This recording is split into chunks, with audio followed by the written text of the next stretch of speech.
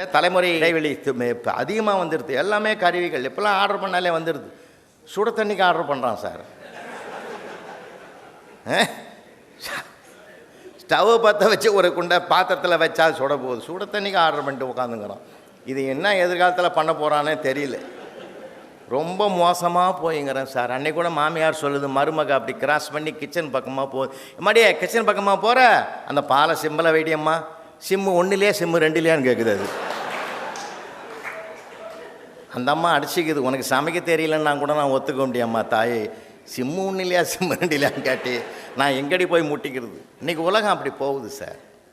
ரொம்ப மோசமாக இருக்குது. அதனால் நம்ம என்ன பண்ணலாம், எதையுமே தாங்கி மகிழ்வாக அதை ஆக்கி கொள்ளுகிற மனப்பக்குவம் வந்தால்தான் நமக்கு நம்மால் நிம்மதியாக வாழ முடியும். இல்லைன்னா ஐயா சொன்ன மாதிரி டென்ஷன் தான். ஒரு நெருக்கடி நமக்கு வருகிற போது தான் நாம் யார் என்பது நமக்கே தெரியும்.